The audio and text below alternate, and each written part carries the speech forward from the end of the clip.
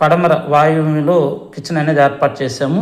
వీళ్ళకంతా వివరించి అర్థమైనట్టు చెప్తే, ఇంతవరకు మేము అసలు ఇలాంటి ప్లానే చూడలేదండి, ఎక్కడ చూసినా ఇలాగే మేము 2 కిచెన్లు పెట్టేస్తూ ఉంటామని మేస్త్రి చెప్పడము.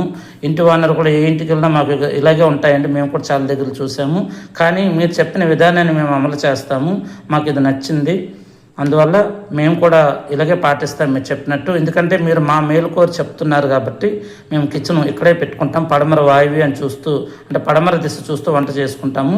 మీరు వద్దన్నారు కాబట్టి ఇక్కడ మేము క్యాన్సిల్ చేసుకున్నామని చెప్పి చక్కగా వాళ్ళు కూడా విన్నారు.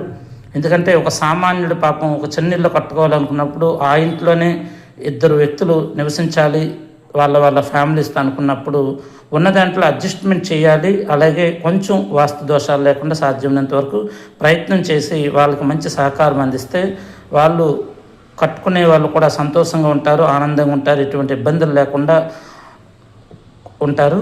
మీకు ముఖ్యమైన విషయం చెప్పాలంటే, ఈ ఇంటి ప్లాన్ అడిగిన వాళ్ళు వీళ్ళు క్రైస్తవులండి.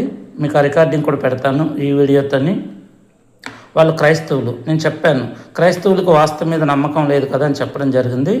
అలా కాదండి, నాకు కొంచెం వాస్తు అంటే నమ్మకం ఉంది, కానీ నాకు వాస్తు ప్రకారం ప్లాన్ కావాలి, మీ పేరు వేరే వాళ్ళు చెప్పారు, అందువల్ల నేను మిమ్మల్ని కాంటాక్ట్ చేశానండి అని చెప్పడం జరిగింది. ఏదేమైనా కానీ క్రైస్తవుల అనేది పక్కన పెడితే, ముందుగా మనం మానవ జన్మ ఎత్తినటువంటి మనుషులం, జీవరాశుల్లో మనం ఒక జీవి మాత్రమే. అంటే కాకపోతే మనకు మాట్లాడడానికి, ఒక వ్యక్తిత్వాన్ని మనం నిరూపించుకోవడం కోసం మనకి మానవ జన్మ అనేది భగవంతుడు ఇచ్చాడు, దీన్ని మనం కాపాడుకోవాలి.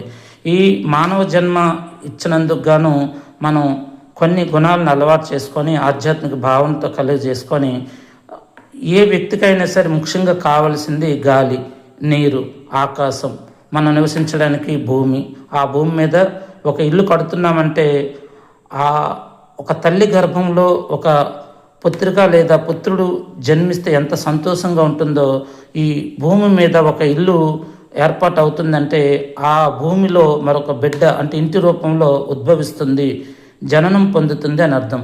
అందువల్ల ఇంటిని దేవాలయంగా మనం భావించాలి.